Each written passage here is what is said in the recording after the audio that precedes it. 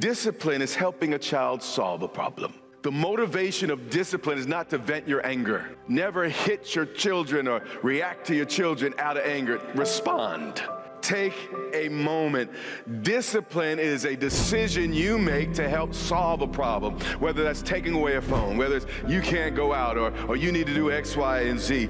Discipline, you're trying, the motivation is I want to help make you stronger. I want to help make you better. Punishment, though, is making a child suffer for having a problem. I'm going to get you. I'm so mad at what you did. You embarrassed me, and somehow it becomes about you instead of the benefit of the child. But abandonment, doing nothing, is acting like the problem doesn't exist.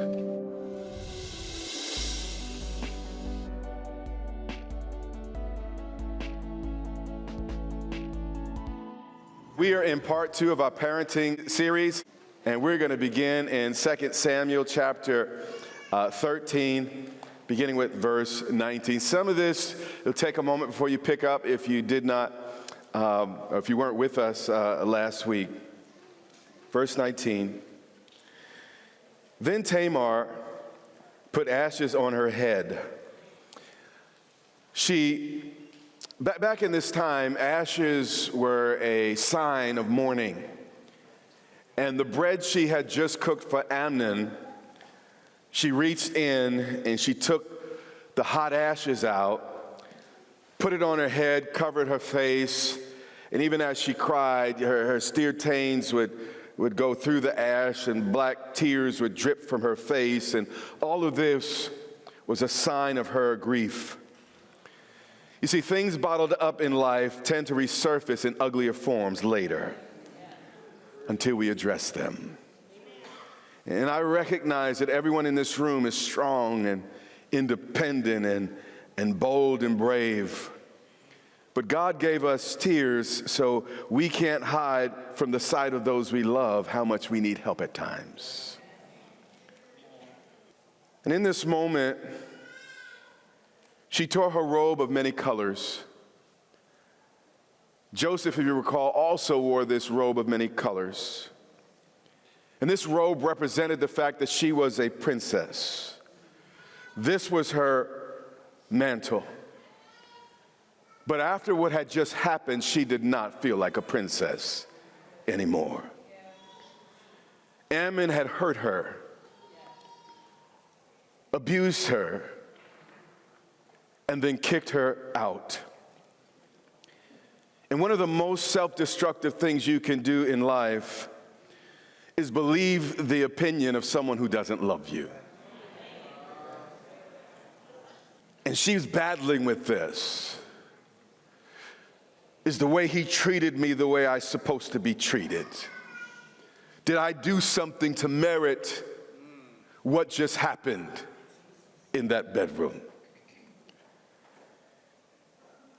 And she laid her hand on her head and went away crying bitterly. This was not just a gentle tear running down her face. This was snot flying. I mean, these are tears pouring down. She wept all the way home. You see, these types of tears, maybe they're 1% water, but they're really 99% pain.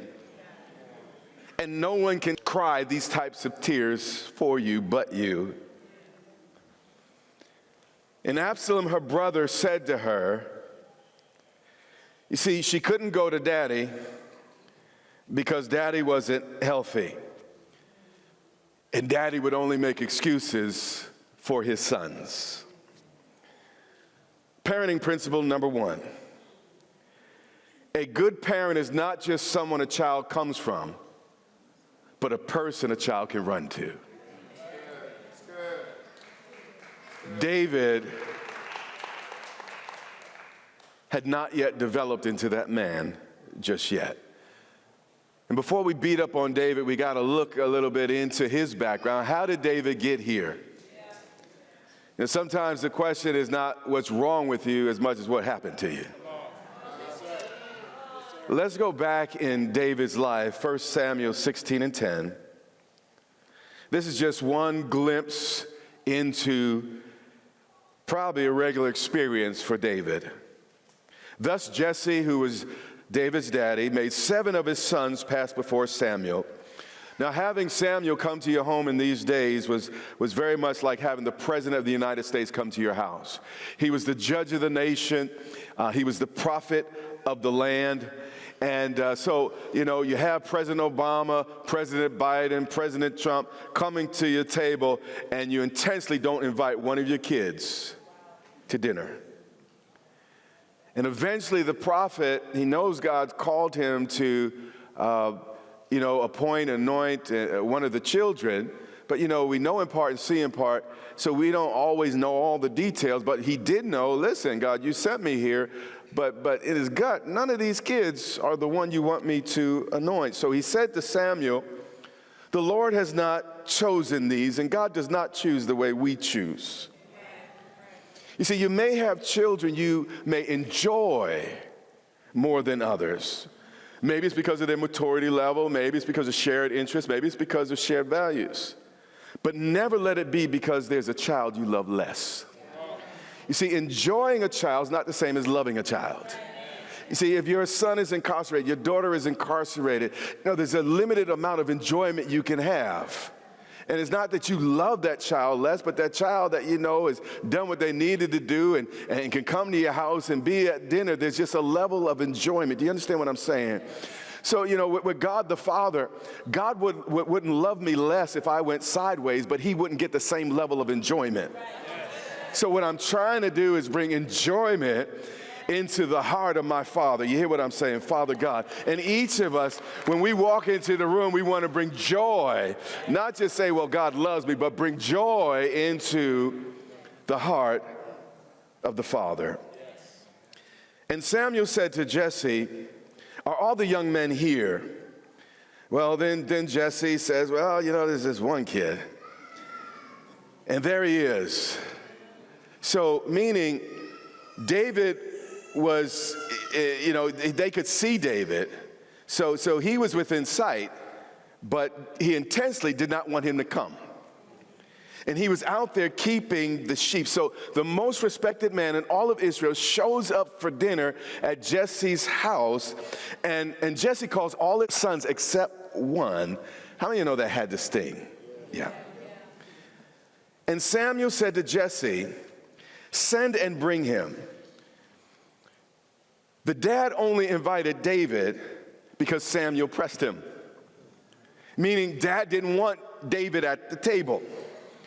And this is why some scholars say that David was really the son of Jesse's cheating heart, the son of Jesse's philandering, the son of Jesse's wandering eye, the son that he was not particularly proud of having. Now, I can't be sure, but I could kind of read that into the text. All I do know is that David grew up feeling very, very left out.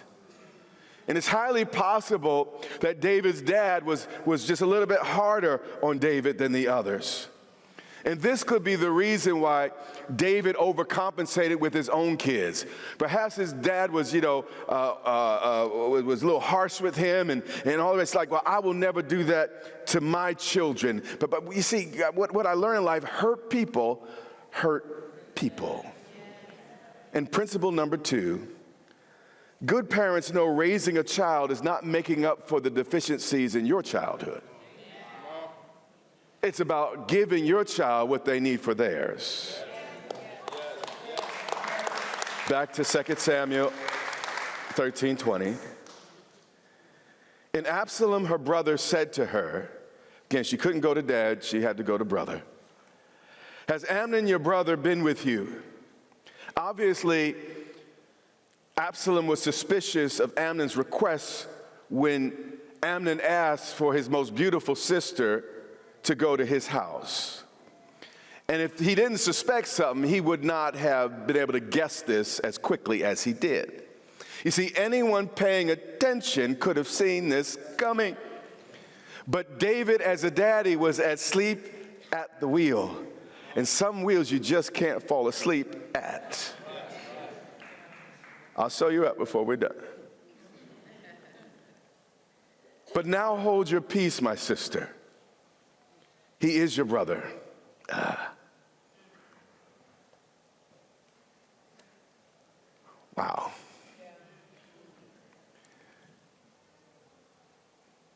The gist of what he was saying underneath that bald statement that's very painful is that, Tamar, if you take this public, it's going to be a disgrace to the entire family. You see, every family has secrets. And sometimes this can be okay because everything's not everybody's business and people need space to grow and all the rest. But we got to be careful. A family's secret is like keeping an unspoken promise. But if it remains unaddressed by those in the family, it can become an unspoken prison. So he said, don't take these things to heart. Absalom tried to comfort his sister by saying, sis, this was not your fault. This was on Amnon. This is about his issues, his lust, his lack of discipline, what's wrong in his heart. But these were words she ultimately needed to hear from Dad. It's amazing how often we blame ourselves when other people hurt us. But it's something all of us do. Often we confuse accepting responsibility with accepting blame. You see, I must always accept responsibility for my choices, but I will never accept blame for someone else's. As much as I love you, as much as your parents may love you, your life is not their circus, and it's not their monkeys, it's yours.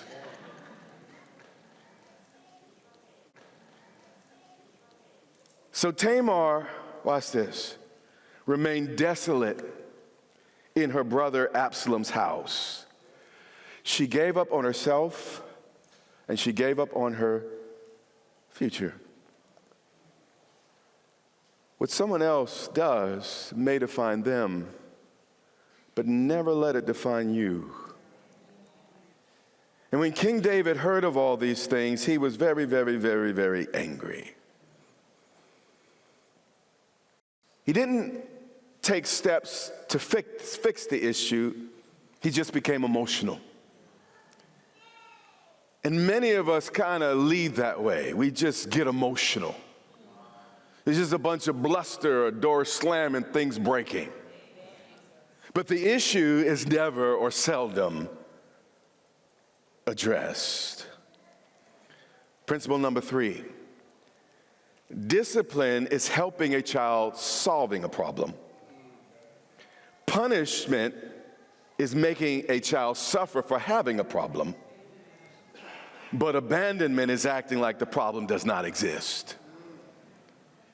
And in this situation, David abandoned his daughter. One more time. Discipline is helping a child solve a problem. The motivation of discipline is not to vent your anger.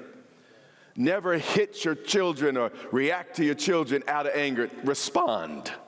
Take a moment. Discipline is a decision you make to help solve a problem, whether that's taking away a phone, whether it's you can't go out or you need to do X, Y, and Z. Discipline, the motivation is I want to help make you stronger. I want to help make you better. Punishment, though, is making a child suffer for having a problem. I'm going to get you. I'm so mad at what you did. You embarrassed me, and somehow it becomes about you. Instead of the benefit of the child. But abandonment, doing nothing, is acting like the problem doesn't exist. 22. And Absalom spoke to his brother Amnon, watch this, neither good nor bad. Absalom maintained the ultimate poker face, because deep down in his heart, he planned to do to his brother what his father wouldn't do. You see, nature abhors a vacuum. Where we don't lead, someone else will step in and fill that gap. And Absalom actually ended up filling the role of Tamar's father, and it was a role he wasn't equipped for. There were emotions he wasn't yet ready to manage. So men and women, when we step back from things we're assigned to do, it just creates a gap that culture feels, or Pookie feels, or Slick Rick feels, or somebody that ought not be in that seat. Or even a child that's just not developed enough to handle that pressure. But it was because we didn't step up. And in this generation, there are things God wants us to do. And in this culture, it seems like a lot of the wrong people are stepping up, but it's because the righteous are silent. But if we would step up, if we would step in, if we would lift our voice, you hear what I'm saying? Others would not have such a platform. For Absalom hated Amnon. Hatred injures the hater more than the hated, because it shrinks the character of the carrier. He hated Amnon, and I understand this. I get this. In fact, first time I read these narratives, I'm like, I get Absalom. In fact, Absalom, I don't blame you. I get it, and I understand Absalom. And if I tell you more about myself, don't judge me. But I needed Jesus in my life, because I was the type of guy, do me wrong, and if I can't respond in that moment, I'm going to lay in the cut. And right when you don't least expect it, I'm going to pop up and remind you. You hear what I'm saying? Yeah. So I was that type of guy. So I understand Absalom. So he hated Amnon. So every day he'd think about it, because he forced his sister Tamar. I mean, he had every good reason. But some things, as horrible as they are, you got to leave to God and leave to the authorities. You hear what I'm saying? It's not worth going to prison over. Leave it to God. Don't ruin two lives. Leave it to God. And it came to pass after 2 full years. So Absalom again laid in the cut for 2 years, waiting for an opportunity to get even. Now, in many ways, Absalom was a remarkable young man, but because he was smart and he was cunning. But imagine if he would have used his cunning for good.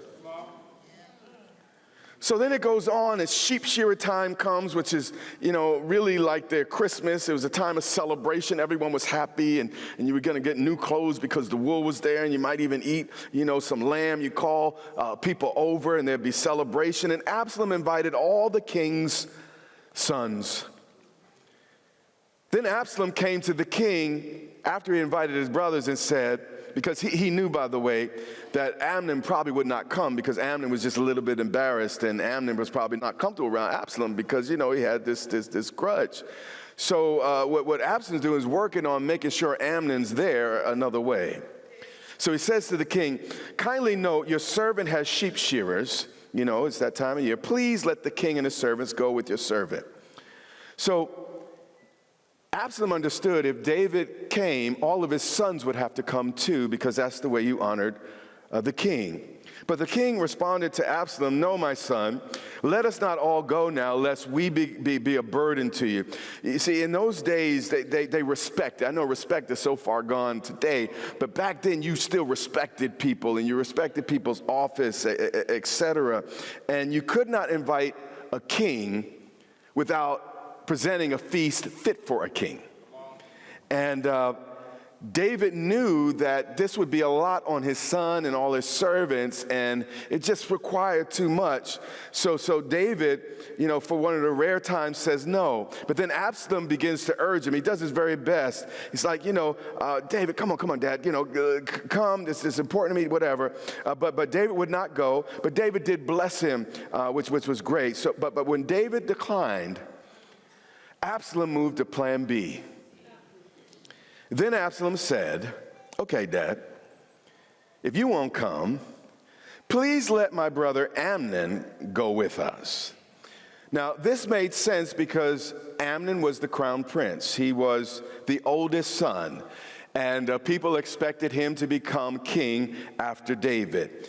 So what he was saying, in effect, is, Dad, since you won't come, send the prince in your stead. And it was a fitting, invitation.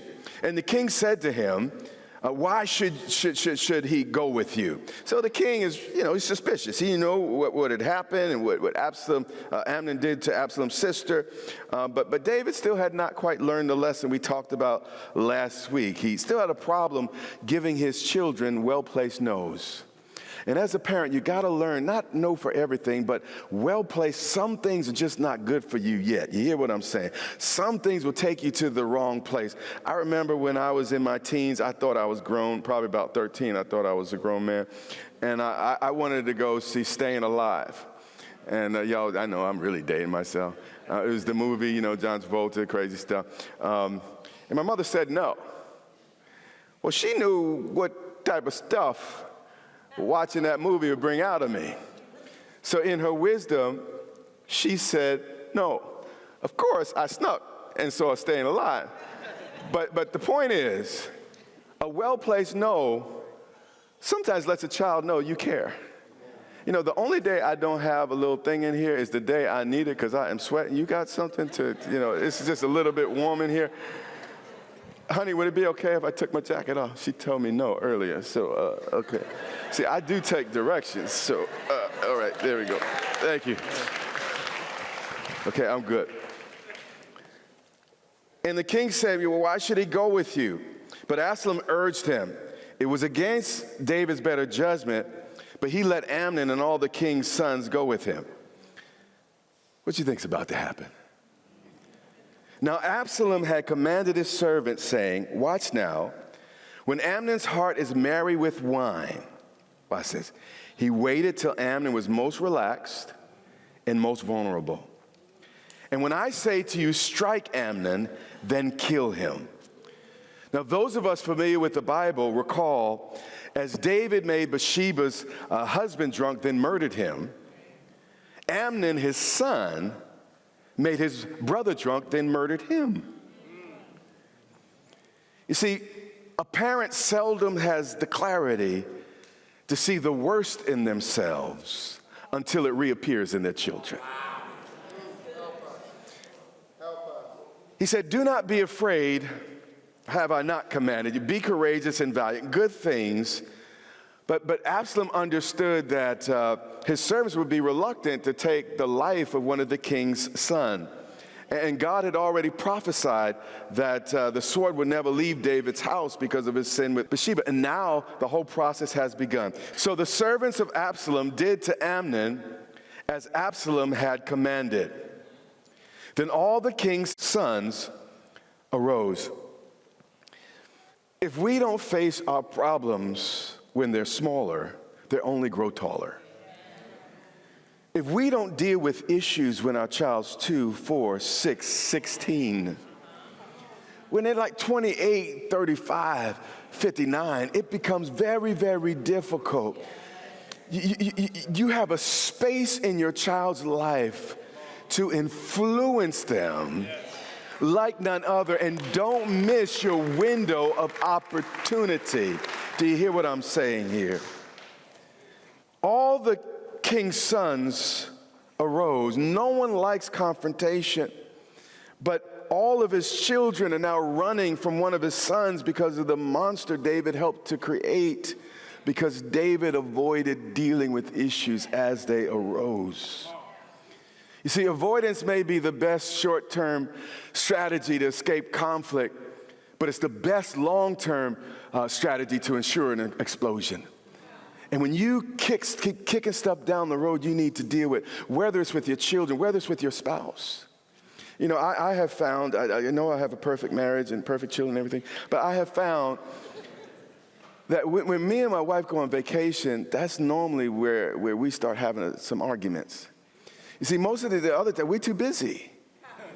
And I think we got it covered. But then we go on vacation and stuff starts popping up because you're not so busy and so distracted. And what we find is avoidance don't make the issues go away. All it does is spoil what could be good times or better times. And what I've learned is to keep a short account with people. I mean, when it comes up, if you have the relationship, I'm not talking about being a whiner and always finding fault and, oh, you hurt me because you just, you accidentally did not say hello, and because really you were looking the other direction. I'm not talking about silly, but when stuff comes up, keep a short account and deal with it quickly, because if you don't deal with it quickly, it's only going to grow. And what you could have, pulled up as a seed is now this huge oak. And it got deep roots and it's attached to all this other stuff because you didn't deal with it quickly. So we're talking about parenting, but really in this series, what I've really been talking about is avoidance. And it can be applied to parenting, but it can also be applied to relationships. Avoidance is one of the more deadly and dangerous things. One of the things about avoidance is you don't really realize often you're doing it. Because you justify it in your mind, say, well, I didn't want to hurt their feelings, or I just wanted to wait till a better time. But sometimes you do need to wait for a better time, but not a never time. A lot of times it's just an excuse not to deal with the issue. So in this series, last week and this week, we've already talked about 7 steps, and I'm going to repeat them. Number 1, you will never help a child overcome their weakness by pretending they're not there. So you do your child no favor by acting like it's okay when it's not okay. Same thing with your spouse. You do your spouse no favor by acting like it's okay when it's not okay. Number 2, a good parent knows a child may at times need help telling the truth. Not that your child's a liar. I know my kids tend to tell me the truth. They tell me straight and all the rest. But I also notice they often told me half the truth. So they needed some pointed questions to get the further truth. Number 3, we learned a well-placed no is healthy for a child every now and then. The child won't die. True story, they might even grow. Parents must live with the fact that one day their children will follow their example and not their advice. So you got to live this thing and live like you're the solution to their issue. Number 5, and this is where we were today. A good parent is not just someone a child comes from, but someone a child can run to. Number 6, raising children is not about making up for the deficiencies in your childhood. Well, you didn't get a whole lot when you were a child, so you give your child everything and you spoil them. That's a dangerous thing. Raising children is not about making up for the deficiencies in your childhood. It's about giving your kids what they need for theirs. Number 7, discipline, watch this, is helping a child solve a problem. Discipline is designed to help. It's not the same as punishment. Never strike a kid in anger. If you're super angry, shut up. Hold your tongue and wait till you can respond and not just react. If you speak when you're angry, you're going to give the greatest speech you'll ever regret. Punishment is making your child suffer for having a problem. I'm going to get you. Because you did that, you embarrassed me, I'm mad at you. We're not to punish children for having problems because children have problems. That's why they have parents to help them. But the worst is probably the last. But abandonment is acting like the problem does not exist. You see, David loved the Lord, the great psalmist of Israel. Problem was he just had some blind spots.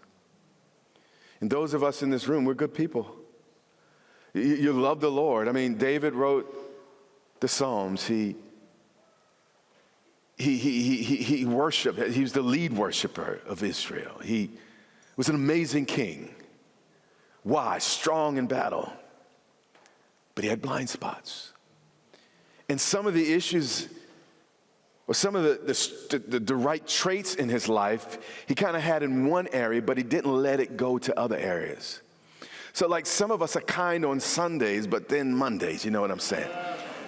You know, we're good in one area, but we got to sprinkle it through every area of our lives. You see, if David would have faced his family the way he faced the giants in his life, if some of us would be as intentional, as diligent as we are on our jobs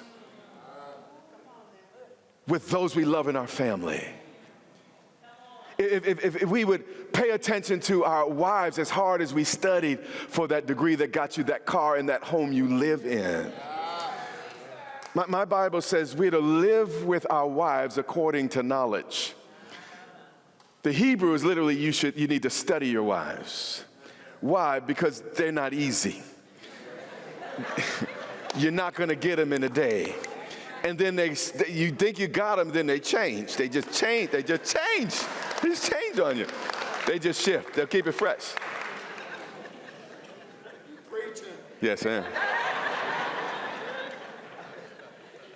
It says study.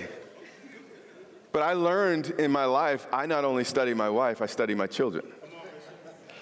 When my children would go out to parties, my wife would always hug them when they got home. And by the way, I wasn't the one who stayed up. I went to sleep. I'm like, that joker's just going to figure this out. Like, if I get a call, I'll wake up. I need Jesus. But she hugged him. You know why she hugged him? To smell him. Had nothing to do with affection. Everything to do with wisdom. When I come home, just joking. 1 Samuel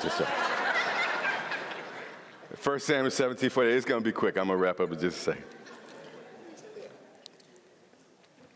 Now, David would have done, if he would have approached his family and ran to his family the way he approached the giants in his life would have been very, very different. 1 Samuel 17:48. So it was when the Philistine arose and came and drew near to meet David. David hurried. One translation said ran. Watch this.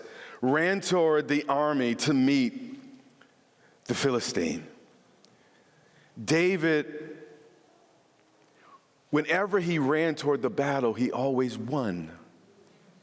But whenever he ran from and away from the battle, he'd lose. And sometimes I know in my life, I don't always feel like being outspoken. I don't always feel like being the point person. I don't always feel like having to deal with the hard issue. But I've learned when I don't run to the problem and from the problem, I always lose. Again, David was not a bad man. You're not bad parents. You love your children. You love the people in your life. But in certain areas, he began to avoid the hard. And I even know as a pastor, when I start avoiding hard conversations, stuff starts happening in the church, and stuff that could have been corrected at this level, now I got to deal with at that level. You hear what I'm saying? And what I'm trying to impress upon you today is it's not about being a tough guy, trying to be, just hard-nosed.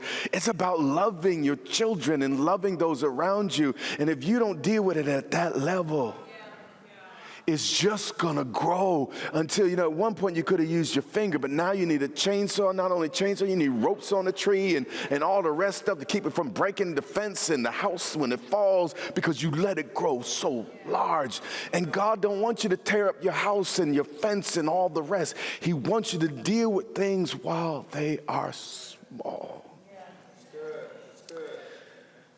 Avoiding problems we need to face is really avoiding the life you need to have.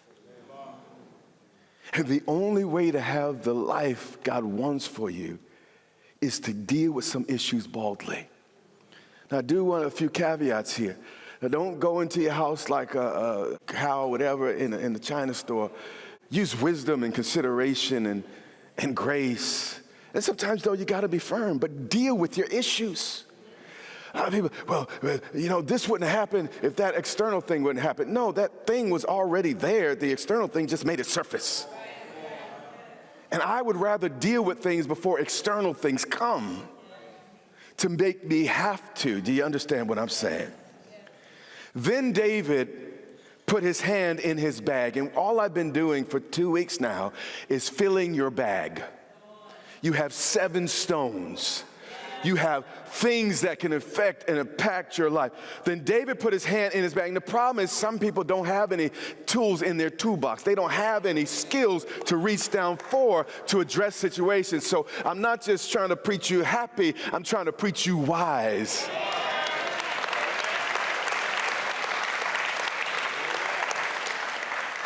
And he took a stone, meaning it may not be all 7 stones you even need. It might just be one. And he slung it. He didn't just hear it, touch it, feel it, imagine what he could do. He used it. Yes, sir. These principles today that I said, then we reviewed and went over, don't just hear them. Don't even pick all 7. Just pick one and say, I'm going to apply it graciously. But I'm going to apply it firmly in my life. I'm going to have a conversation with that child. And it doesn't necessarily mean, you come downstairs right now, sit at this table, I'm going to talk to you. It doesn't necessarily mean that. I know with my sons, they're both different, and I have to approach them, particularly as they're older, I really have to approach them differently because they're wired differently. DJ, I would talk to most of the times on the way to his basketball practices. And DJ just liked to run shotgun too, so it was a little easier. David he liked to build stuff. So whenever I went to Home Depot or Lowe's or something, I'd put him in the car. But what I would do is really strategic. On the way, we might listen to a little music for a second, we bob our heads, but then we turn the music off. And he stuck with me until we get to where we go. So he has to talk with me. And then we'll have a conversation. And you do this over and over again. Just have some moments where you're kind of stuck together. Now, they're grown now, so I could say these types of things. I couldn't have preached this message 10 years ago because then they would have avoided all these things. Oh, but now your kids are here. Oops. But anyway, they'll love you for it. Be strategic. It's good. It's good. And wait for that teachable moment. And sometimes in those conversations, it wasn't that I had a long speech. Is I might just have a question. But then they'll have a million questions. And then as I answer their question, it goes into another question. Then suddenly we're at Lowe's. And then we come, walking down the aisles trying to find what we find. But then we're stuck in the car going back. And we could pick up on that conversation. But you see, I had to make the investment. I had to be intentional. I had to be strategic about conversations with my children. Thank God for the TV set. But the TV set makes it so we don't have to talk. I've heard it said that going to the movies is the first worst date because you don't have to communicate. Well, at least go out to dinner, then the movies, so you can do some talking. And maybe you don't have a whole lot to say on the first date, but hear what it's saying. We let people live, we watch people live their lives and watch people talk instead of us talk, instead of us communicate, instead of us engage. That's why even that first time that's part of the year, we start turning off the TV set. You're like, what type of church is that? Well, you're forced to talk. You actually have to look at each other and have conversations, and you're not distracted by, I don't even know what's on TV to use the names of stuff on there, but you're not distracted, and we need some time to make time, really, just to have some dialogue and conversations with one another. And David took the stones. He went into his toolbox, grabbed some tools. The goal of this series was to give you some tools to make you stop avoiding stuff so you can graciously address stuff. And he popped the Philistine in the forehead. Use these tools and you will knock the devil down. You will knock the devil out. You will.